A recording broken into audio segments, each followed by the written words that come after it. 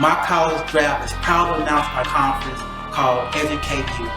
Educate You core areas will cover recruitment, retention, and how to build a strong alumni base of underrepresented and first-generation college students. Welcome to another edition of the Educate You podcast, being brought to you by My College Draft, where education is the new money. I'm going to be your facilitator, Lamont, and as always, I have my guys with me. I have Dr. Ricky Frierson, our in-house scholar, and we have the future Dr. David Hardman, better known as, I was gonna say it, but Picasso, Rembrandt, all your black geniuses. And I'm just so ecstatic about my guy, Dr. Dwayne Smith. Dr. Smith, we want to thank you for coming on today. It is indeed our pleasure. Today's topic is called Passing the Baton, and we're going to be talking about mentorship and the importance thereof. And we're going to talk about how to share wisdom, how to properly give information that's going to be fruitful to those behind us. So again, you listen to the Educate You podcast, being brought to you by My College Draft. So again, welcome. Hello, fellas. Hey. So Dr. Dwayne, I want to start with you, and I want you to go ahead and kind of introduce yourself to the people, please. Okay, well, I'm Dr. Dwayne Smith, and glad to be here. It took me a little bit to be on this podcast, so I thank Brother Lamont for the opportunity. I am the Chief Executive Officer of Housatonic Community College, located in the beautiful city of the beautiful city of Bridgeport, but I'm actually in Manhattan now. So you're gonna hear all kind of noise. Just a guy just apologized. He thought he was messing me up, but I'm not sure what else you need at this point. I could give more. No, definitely. I appreciate that. And then for those who are not familiar with Housatonic, I apologize. Housatonic, can you just give us a little bit about Housatonic? Sure. Housatonic Community College is one of the 12 community colleges located in the state of Connecticut. We are located in Bridgeport, which is the largest city in Connecticut. We are a urban Hispanic serving institution, but we're very diverse. 33% of our student population is Latinx, 33% African American, and 33% white. And so we have a nice mix of scholars. At its peak, we had about 5,000 students, but of course, through COVID, that has been diminished somewhat. But we offer about 70 different majors that lead to certificate and associate's degrees. And again, just excited to serve in this capacity. 38 years in higher education. This is my second presidency. I left, well, I shouldn't say I left, but I retired after about 35 years in Missouri public higher education. My last stint was the interim president of Harris Stowe State University, which is a HBC located in St. Louis, Missouri. That's awesome. And first of all, Dwayne, I want to thank you, because I know you're traveling and you still took the time out to do the podcast. So thank you so very much. So no problem. You mentioned the 35 years. So in that 35 years, I'm sure there was some mentorship, some pearls of wisdom passed. So let's start with that and talk about those relationships, and then we'll jump in from there. Well, I think mentorship is so very important to move people through the continuum. I'm a strong advocate of mentorship. I actually have some mentors even at this stage. And the mentorship can come in various forms. You know, for students, it can be a matter of having a professional mentor, someone that's in that particular field that they want to go into. Peer mentoring, meaning that there is an upper class student that can work with them, peer-to-peer mentoring. And then there are just overall just mentors, someone who can help guide them through whatever journey they're going through, whether it be a personal mentor or just maybe a educator, a teacher. And so mentorship can take various forms. As I said before, I am keen on mentoring. I actually was in Jackson, Mississippi last week to visit my daughter. She's a freshman at Jackson State University. And when I was talking to one of her friends, he's interested in finance. And I said, you know what? I have a great guy I think would be important to mentor you. This guy was, I should say this guy, this professional is one of my former students, and he is doing some phenomenal work out here on the East Coast. And so my goal is to connect the two together in order for the professional to pour into wisdom and to the young brother, and you have to be open. So the brother is ecstatic about getting a mentor, and so that's what I'm all about. So for the entire panel, do you guys? I mean, because years ago there was there was a quote or a phrase that was called the crab in the bucket. Do you guys see it more now, or do you think it's passé? Who are you asking? The entire was you, Dr. Frierson. You right on time. Okay, I'm just saying, you got to give me direction. Sir. Okay. Give me some direction. You know this now. We've been too many episodes. You throwing out a pass and just hoping someone catch the ball. Now you got to let me know who you're passing it to. No, I'm joking. Yeah, no, I think the crab in the barrel mentality is something that's always going to be persistent, because it goes back to what the whole topic of this conversation is about. People need mentoring, and there's people who have a lack of mentorship, or lack of the ability, or refuse the mentoring that is being provided to them. And so you're going to have people who, we talked, I think, last episode about the mindset is the key. Are you willing to let someone mentor you? Are you willing to recognize that you by yourself do not have all the answers to the test? And so someone who's been through that process before, can they help you out? Or are you going to use your situation, your present situation as an excuse to continue the way you are, without the assistance? We talked about, you remember a long time ago, I think one of our first or second episodes, you remember I closed with this whole thing of the analogy of a spades hand. And for those who play spades, when you have a crap hand, you might say, look, I got 2 in a possible, or I got 3 in a possible. But just because the hand is crap doesn't mean you don't play the game, because if you play it right, you might get that possible, or maybe one more on top of that. And so that's the mindset, though. You have to have that. And so for me, when I look at mentorship, I remember when I was teaching a class this past semester at my university, and I was telling them, my students, that the difference between coaching and mentorship is that coaching tries to get the most out of the skill set and capacity of your skill set to perform. Mentorship speaks to the potential of who you are, identity. So one is dealing with action, one is dealing with identity. And I think mentorship is talking about, we want to get you to fulfill and you mentally understand who you are in your identity. And if we can get you there, then you can perform better as well. But you have to be reassured on who you are in your identity, and your mindset. And so that's my long-winded answer to your question there. That was good. I will relinquish the rest of my time to Mr. David Hardiman there. Get him, David. The crabs in the bucket. Yeah, I would say yes is definitely something that's alive and well. But I guess part of the reason me saying that is because jealousy and envy is a real thing.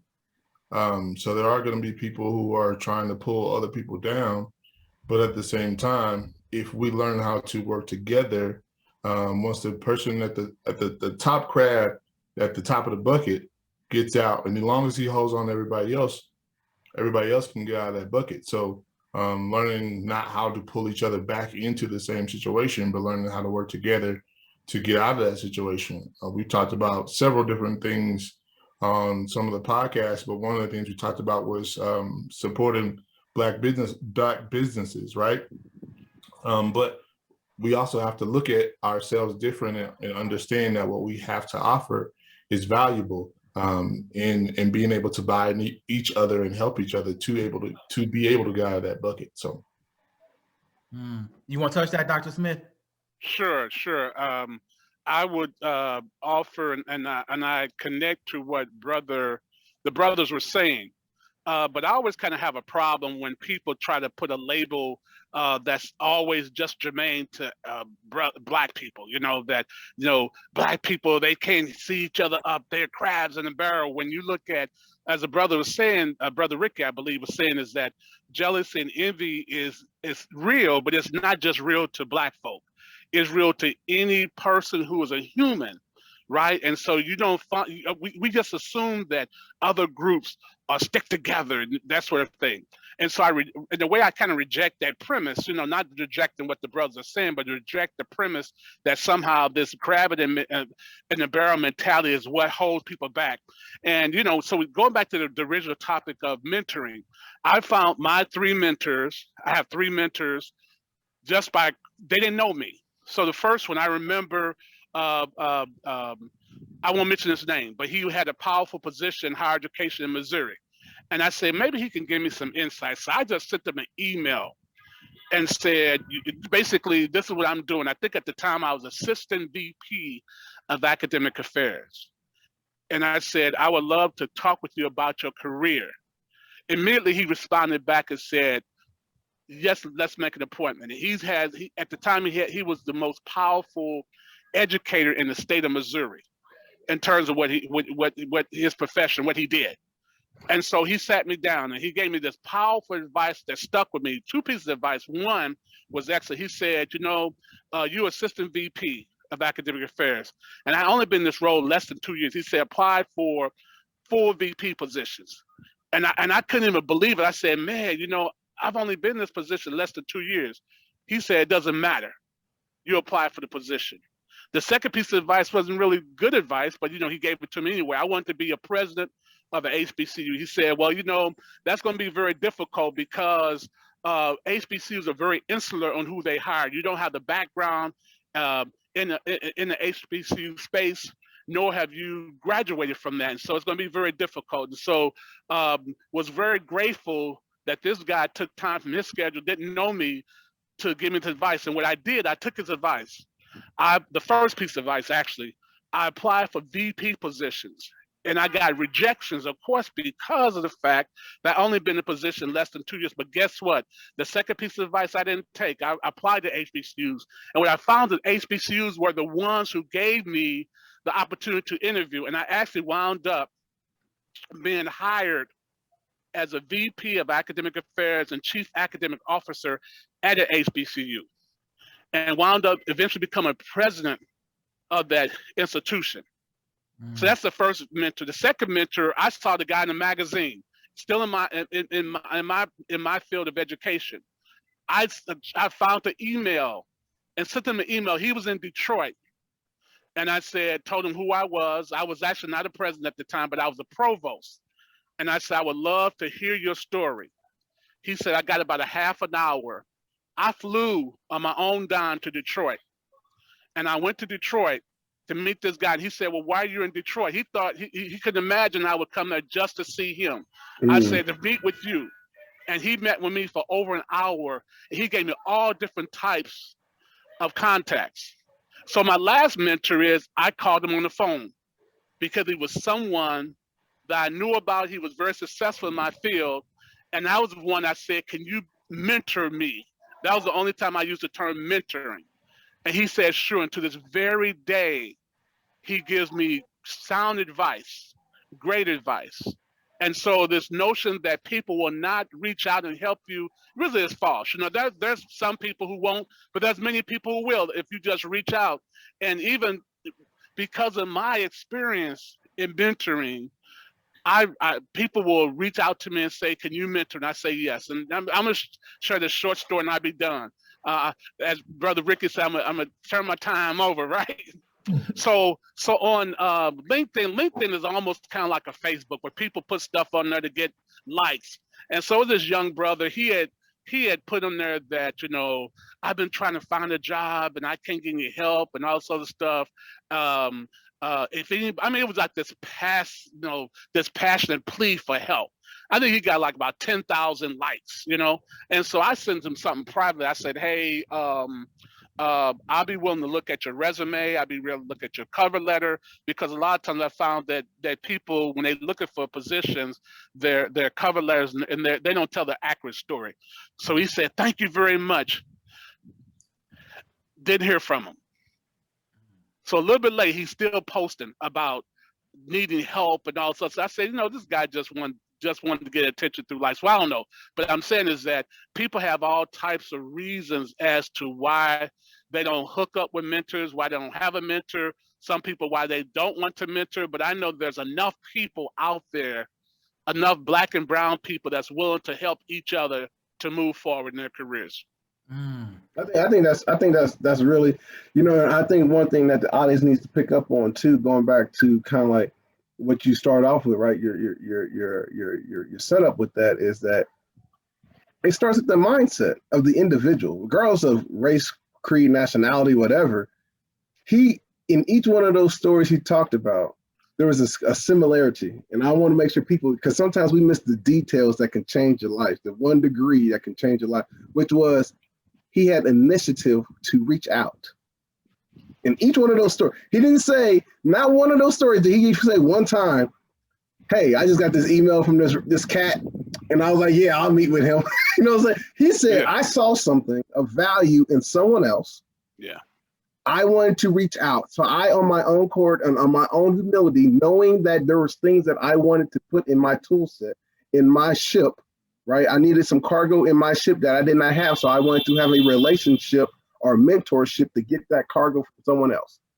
So each one of those things, he had the humility, but also the awareness to reach out and ask, right? I mean, now y'all know I'll do this one time and then I get out. I got to put something spiritual on it. We speak with them, ask and you shall receive is what it says in the Bible. And that's so each time he's asked something and was able to receive, and now he has a testimony and a story. That's what I'm gonna say. That's my little, that's my little corner Christian statement for today.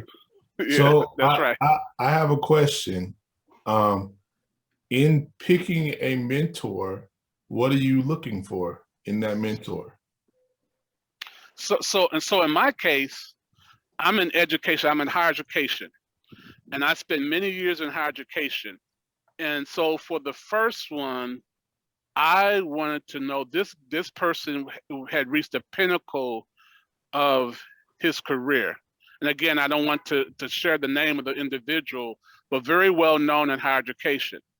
And so he was an African-American man who was at where I wanted to go. So that's the first thing. And so when I reached out to him, it was from that. It wasn't that, okay, I'm a bricklayer, I wanted him to be a mentor. There was a connection. So I think that's the first thing. And so, if you are a songwriter, then, you reach out to successful songwriters. If you are a teacher, you reach out. If you want to be a principal, then you reach out to a principal. And that's what I did in each of these situations. They were all successful men who were where I aspired to be. So that's really how that worked out in my particular situation. Are you tired of all the emails and phone calls from colleges that you never even heard of? Sign up to where'smydocs.com and only work with the colleges that you choose. Where'smydocs.com, where college recruitment is made simple.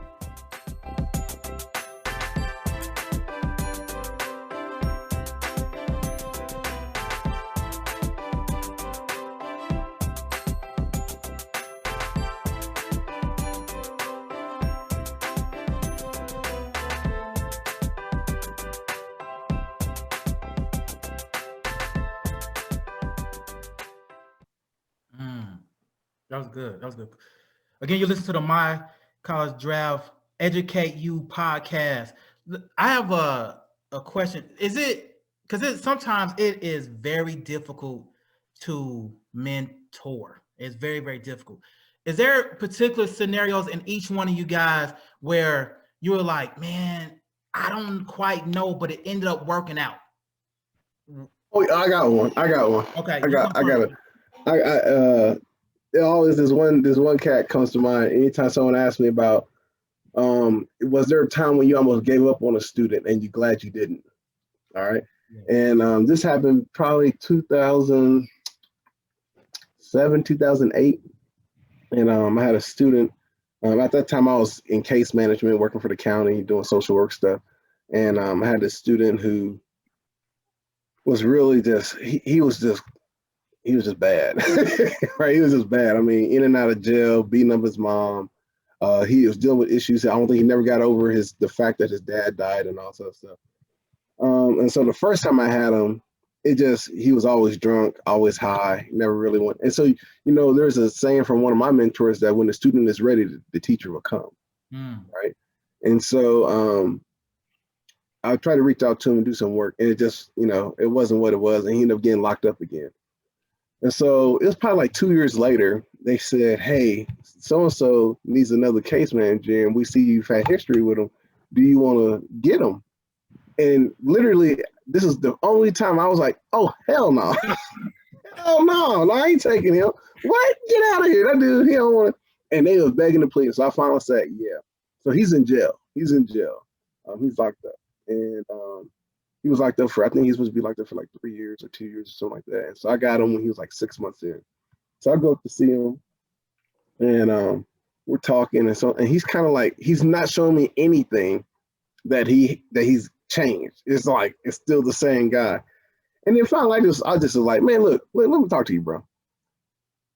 I'm trying to give you some seeds of wisdom here. And last time I checked, you're not going nowhere. Like, you might as well just be open to receive what I'm saying and see if it works. So slowly but surely, he starts talking about, we start talking about his dad and how his dad died and stuff like that. And he's like, yeah, my dad left this farm to me, and I don't, it's pointless, da. So I knew that was my end. There was my opportunity. So I was like, hey, I'm a business major. What if I help you write a business plan, and we can give this to your mom to help make sure you have something set up. So, and then if you start changing your behavior, you can get out and have a business ready to go. You can still write the plan while you're in jail, and we can just help you do that and get it going. So that's when I knew I had him locked. And so he started changing, started getting good behavior reports in the unit and stuff like that. So I was like, okay, I got him motivated. So fast forward, 6 more months, he's out. So he's out within a year. He's supposed to be there for at least 2, right? He's out within a year. And we're going to the library, working on this plan, stuff like this. He ends up taking this land, turning it into a hunting business. All right, turns it into a hunting business. Is making money, just renting out the land for hunters and stuff like that to hunt on his land. Like 2 months later, he calls me super jacked. Ricky, oh my God, I was like, what is going on? Like, calm down. He says, the federal government called me. And I said, what's going on? I said, you about to go to jail? Like, is this recorded? Like, what's going on? I got nervous. What's happening? And he's like, there is a large amount of natural gas under my land. And because we wrote that business plan, I have the mineral rights to the land as well. Not because, a lot of people write contracts with the top of the land, not realizing that you got to write contracts with the top and the bottom. And so the way we wrote up the thing, he has mineral rights and the ownership of the land. So I was like, okay, good. I was like, so what's the deal? And he's like, they want to pay me $8,000 a month just to tap into the land, to get some of this natural. So I was like, look at that. You changed your life around, you got the business, and you're being successful. About 2 months later, he calls me, he got robbed because he was trying to flaunt. And so I was teaching him at that point, hey, you can't, just because you got money, you don't have to show people all the time. You have to, and not all your friends are your friends. And so he turned around and ended up being really, really successful. He has his business. He get extra money on the side. He's learned how to be humble. He calls me, and whenever, we haven't talked to him about a year and a half, 2 years, probably 3. And he'll call me, just check in on me. Hey, I just want, and anytime I say, like, I need to call you from now on if I ever have a knucklehead. And I'm like, look, you want to hear about what we can do if you really, give me time to invest in you? And he'll be there at a moment's call, be like, yeah, let me talk to him and let him know my story. And so that's one of the times where I'm so thankful that my heart was changed to give this guy a chance, because now he's one of he is my number one success story. He is my number from rags to riches, literally. Yeah. Dr. Smith, you got one? Then you, David. Yeah. I mean, that's powerful, Brother Ricky. Thank you for sharing that. And I got a couple too. One is personal, really. So, again, you have to be open for counsel. I think that's the first thing. That's the lesson, I guess, the first principle. And it's not that you have to take every piece of advice your mentor gives you, but that's really the purpose of your mentor. You know, your mentor most of the times been there and done that. And so in my situation, I was leaning toward the presidency at a particular school. And, you know, and my mentor had already been through like 3 presidencies already. And understand that it's very difficult for an African-American male to be a president of a higher education institution. You probably find more brothers playing, being a professional athlete than you have a brother being a president. And that's not to make light of brothers being professional athlete, because you know how difficult that is. So when you talk about being a college president, it's very difficult. And so I had the opportunity to become a college president, doubling my salary. Basically, it was a struggling college, but I mean, they was going to give me like $1,000 a month car allowance. And at the time I was driving a Chevy Venture, you know, and they was going to give me a house, but it really was not the right fit, you know? And so my mentor said, I wouldn't touch that with a 10-foot pole. And then I just kind of got indignant. I said, well, I didn't tell him this, but I'm thinking, what kind of advice is that? You know, I'm trying to become a president, right?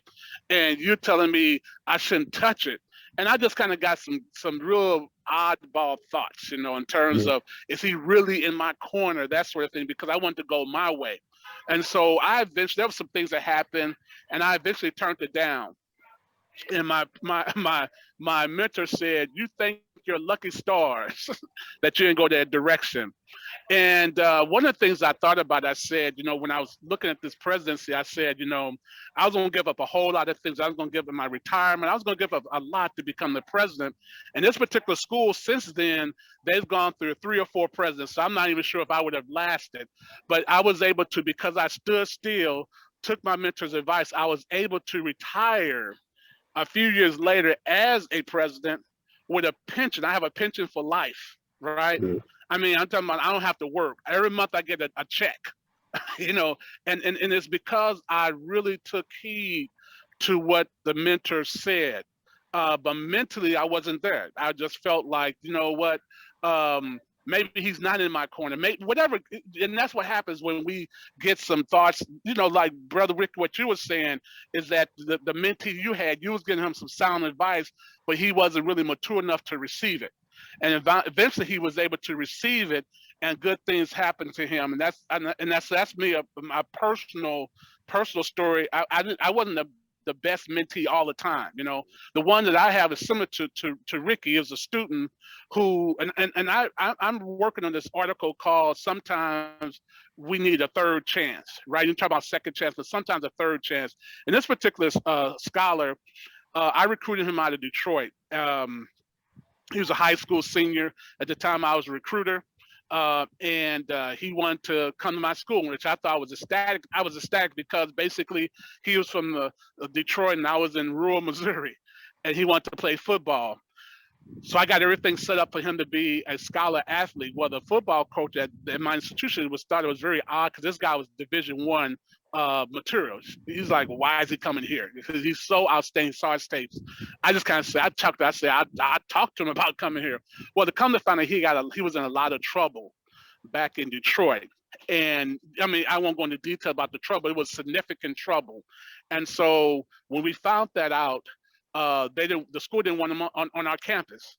And so he wanted to get a second start, second chance. And so I wrote this heartfelt letter to the administration, you know, and said, hey, you know, I'll mentor him. So the status was that he was going to be I was going to mentor him. He was going to see his probation officer on a regular basis. And if he get in trouble, any time on this campus, he would be suspended. There would be no due process. It was draconian, but that was the only way I could keep it there. So he did well for the first 2 years, and then he started getting in trouble. major trouble at our campus. So they said, you got to go, you know? And so we withdrew him in lieu of him getting suspended. And so I remember that particular day he was crying and saying his life is over. He told me his mother said, you're dead to me, because she was just kind of tired of it. You know, she thought that things were turned around by him coming to Missouri. So basically, long story short, his mentality shifted that third time around. I got him into Grand Valley State. He wound up graduating with his degree in pre-med biology, went on to medical school, he's a neurosurgeon, graduated and not only earned an MD degree, but a PhD. He was chief residency at Case Western Medical School, received all types of fellowship, over 40 publications. And here's the kicker here, is that years later, now he's already a neurosurgeon, and he's at the Cleveland Clinic, which is one of the top hospitals in the country. There was a young brother that came to me as a freshman at Harvard Store and said, I said, which one? He said, I want to be a neurosurgeon. So I called this brother up, the neurosurgeon, and said, hey, I got a young brother who wants to be a neurosurgeon. Can you mentor him? He said, of course I can mentor him. And this brother will be graduating soon with his degree in biology pre-med, you know. And so sometimes people don't get it, you know, and sometimes we need a second or third chance, the same way that I've needed a second, sometimes a fourth chance, but it makes a positive difference. And I went so long, I forgot the question. No, what was the question?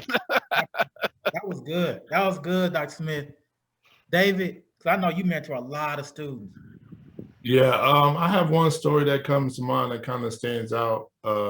So I had a non-traditional student, an older student, and a Hispanic student, but she would basically just cause terror throughout the campus. So any white male student, any white teacher, she would just curse them out, call them on all this political stuff. And she really had like our administration just afraid of her. So I got a hold of her and kind of pulled her to the side. I was like, okay, look, there's a better way to do this. You can't move this way. You know, and now she graduated from the college. Now she's working in real estate, but she's also trying to help people find housing who can't afford it, as well as she constantly goes to Washington, D.C. on behalf of the Hispanic community where she's from. So yeah, that's one of them, but I got a bunch of them like that. See, that was one of the reasons of the question, because it's so easy for people to want to give up on somebody, man. That's why I wanted to bring that point out. And one of the things I really want to just express is that, like, my appreciation for each one of you guys, because y'all work ethics are off the chain. So what the problem that I have with people mentoring is they think because they're at a certain position that it automatically qualifies them to be a mentor, and it doesn't. It does more damage than anything. So my question to you guys, and as I go into the question, I want to say something David says all the time. David says on his video, he quotes on his Knowledge Is on the My College Draft YouTube, he always says that if you want to hide information, to put it in a book. And what I want you guys to do for me is to be a book and tell me the difference between wisdom, knowledge, and advice. So wisdom, knowledge, advice. Go with you, Dr. Smith, first. Wisdom, knowledge, advice, the difference between those in your eyes. Okay, I have to remember the words. You have to remind me. Advice can be devoid of both wisdom and knowledge. Anyone could give you advice about anything, you know, but good advice is couched with a source of knowledge. Knowledge is something you can gain. You can read a book, you know, you can look at a web page. I would say knowledge is something that is kind of earned, you know. Knowledge is through experiences. Knowledge is through kind of the practical as well as the theoretical. So the Bible speaks of wisdom quite a lot, about seeking wisdom. It doesn't talk about giving advice. I don't even think it talks about knowledge, but the wisdom is the pinnacle. If we have wisdom, we could certainly gain knowledge, and then we can give advice. That's good. I like that. Dr. Fryers. Yeah, see, he brought up the Bible again. I told you I was going to touch and go, then he brought it out. So that ain't my fault. This is on him. But yeah, no, I think, it clearly says there in the Bible too, going along with that thing, a wise man thinks first, then, reasons, and then speaks. For me, I think exactly what Dr. Smith said is accurate for me. I think about advice. You can get good advice or bad advice. Knowledge is usually something that's deeply, advice personal to you. So, advice, don't touch that stove, right? Knowledge, you touch the stove. Wisdom, I should have listened to the advice the first time, right? So, these are different things, but I think, wisdom is something to me that's seasoned. It's almost like, forgive me on the basketball analogy, but this is the way I'm going to use it. Wisdom, when I talk to my student athletes all the time, I tell them skills and talents is what got you to college, D1. But it's consistency and discipline what takes you to the NBA, because everybody got skills. It's consistency and discipline. That's what makes you great. And I think wisdom is knowing when you have all the tools in the tool bag.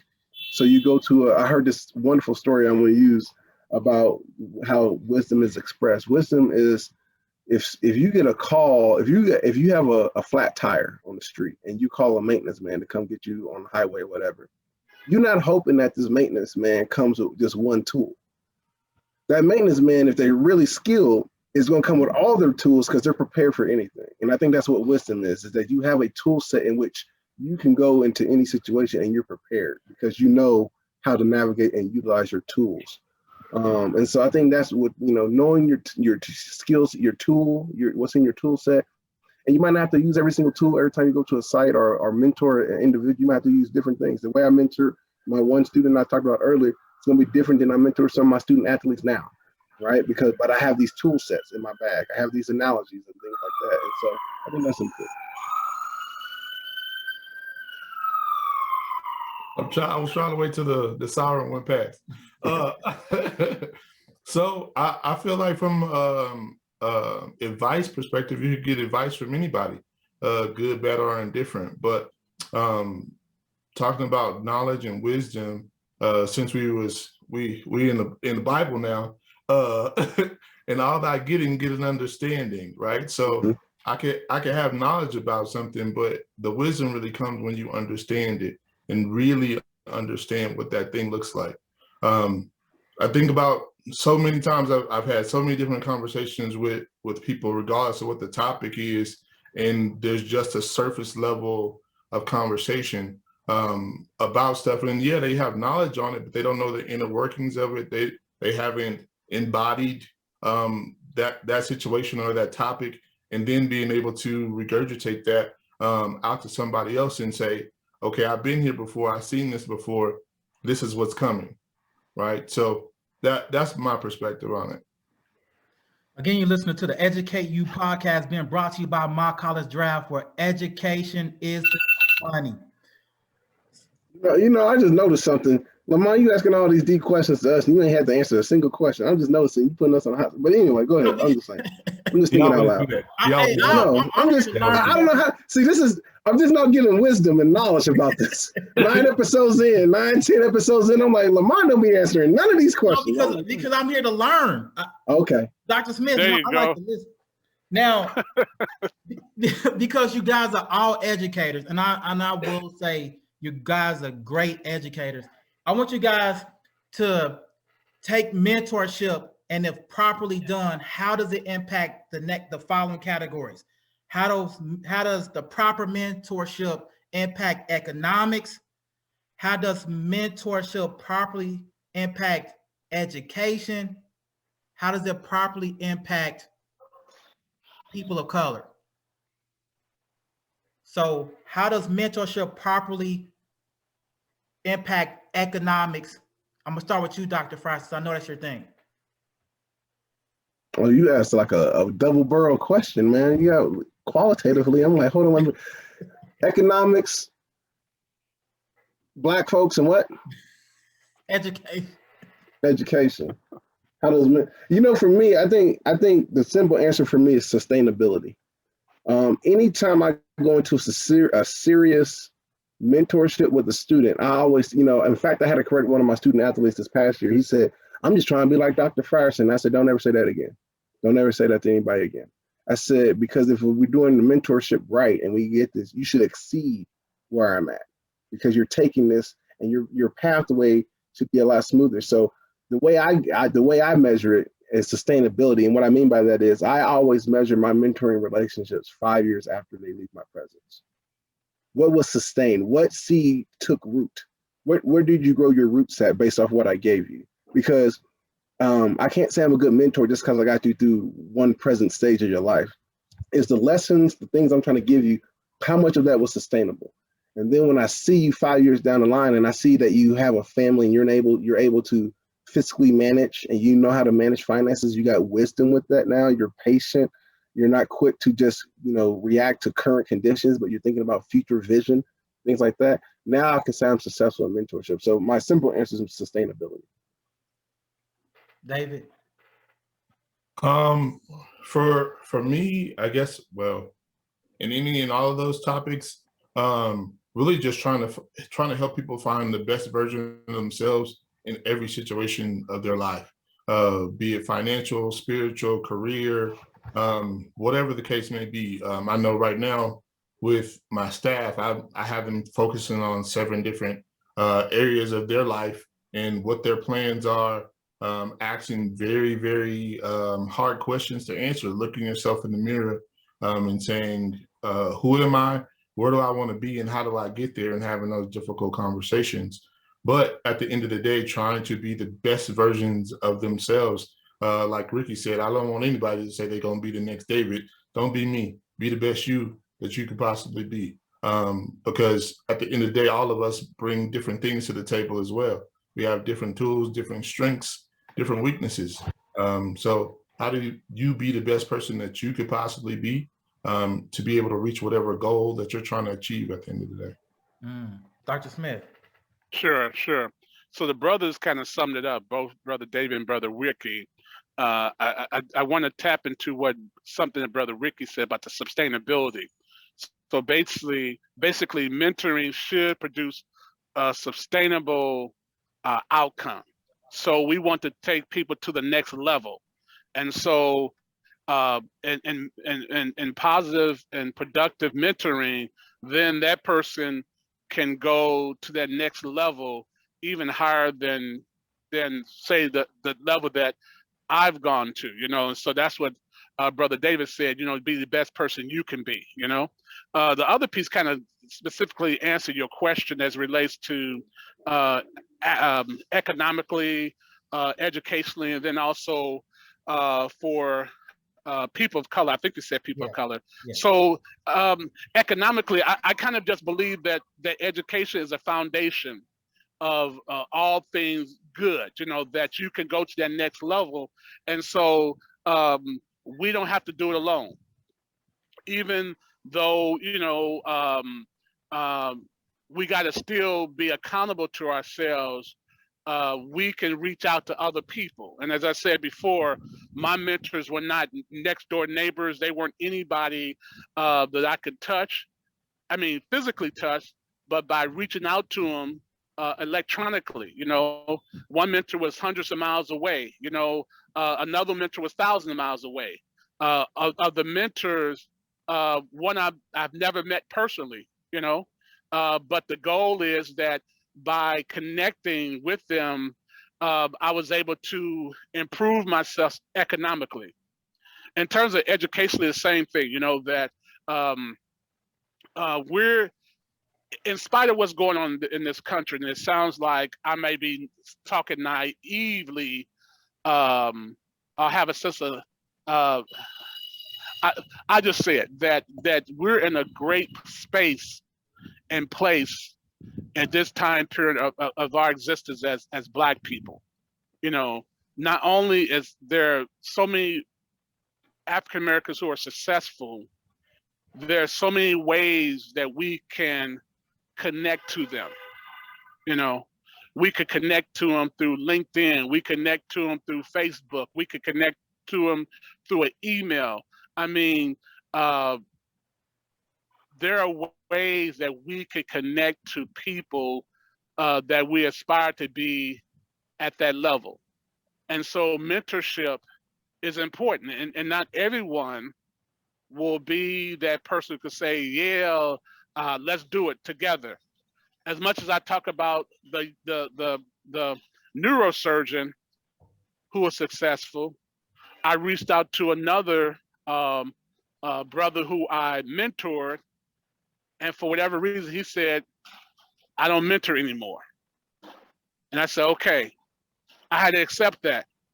But there are many more who are willing to do that. And so I guess I just say this, that mentorship is so critical, so vital, so important for the upliftment of our people. And we're in a time such as this that we have incredible opportunities to be mentored as well as to mentor.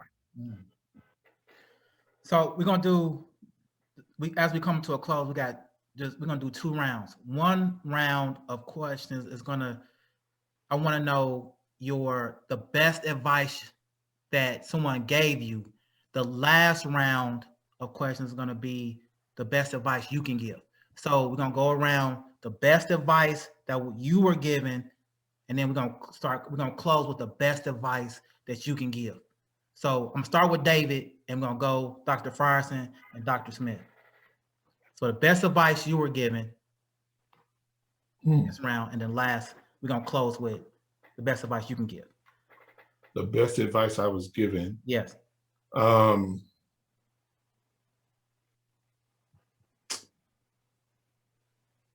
I don't know. That's hard to think. That's hard to come up with, to be honest.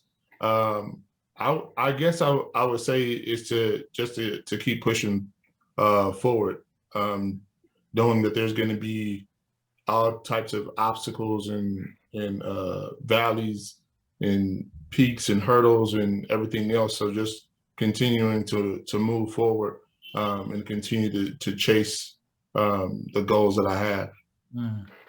Dr. Frierson. No, I don't have one, so you already know. So that's your fault for asking that question. No, I'm gonna have like 3. But I think the best business advice I got was the best business deals you make every day are the ones you say no to, because there's a deal every day. That was a really good business advice I got. On top of that, the best spiritual advice I got was failure is not the end, quitting is. And then the best general advice I got is good is not enough when better is possible. Better is not enough when excellence is possible. So strive for excellence, because you'll always be better than what you thought you were good at. And so those 3 have always really stuck with me, of potential, not being afraid of failure, and then knowing when to say no. And I think that goes back to what Dr. Smith said earlier. It's like there's some opportunities or advice someone's going to give you, and it might look good on the surface, but you have to know when to say no. So. Nope. He got the medical transport coming. He got security people coming. Sorry about that. Are you good? Can you hear me? Yeah, we can hear you. We can hear you fine. Okay. Again, I would say 2. I've actually shared them. So the first one was the mentor who told me almost basically think high. I was saying, no, I'm not ready for this particular level. And he said, you are ready. And because of that advice, I saved myself many years. And actually, my career kind of like leapfrog overnight by that type of advice. The second piece of advice was when I eventually turned down the presidency, and my mentor said, you just don't take anything. And he said, you deserve better. Now, keep in mind, I wasn't the president. I was really a provost. And he said, telling me, You deserve better. Just don't take anything. And I eventually took that advice, and it was the best advice that I ever received in my career. That's awesome. The next round is the best advice you can give. David, Dr. Frierson, we're going to close with this one. The best advice I can give, Yeah. I don't know if it's the best advice I can give, but it's something that I always say. One is constantly believing in yourself when nobody else will. You're not going to always have people in your corner, and you have to learn ways to be able to pick yourself up, because everybody, like I said, is not in your corner. You're not going to have a cheerleader all the time. At the end of the day, sometimes you got to be your own cheerleader and push forward. And then putting in the work. You know, so many times we see stuff and, oh, we want this or we want that, or I want to look this way, but you don't understand the work that goes behind being a LeBron James or Jay-Z or whomever the case may be. You don't understand the work and the hurdles and the obstacles they had to put in. So put in the work and be consistent when putting in the work. Dr. Frierson. Yeah, I said mine earlier, which is skills and talents is what got you here. But, you know, the difference between good and great is consistency and discipline. So if it always baffles me how individuals want to stand out, but are afraid to stand out in points of their life, but they want to stand out. And so consistency and discipline, do what no one's doing today, so you can do what no one's doing tomorrow. You know, Dr. Smith. I would just say, Brother David said it all, you know, what he just said and more. And if I could add to that, is to think high to rise. And that's part of a point. You got to think high to rise. You know, the other piece is when God opens up a door, bust that door down. You know, don't be afraid to bust it open, you know.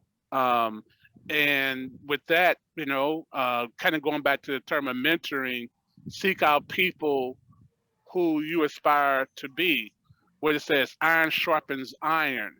And so it's important to be around people, individuals that's going to sharpen you.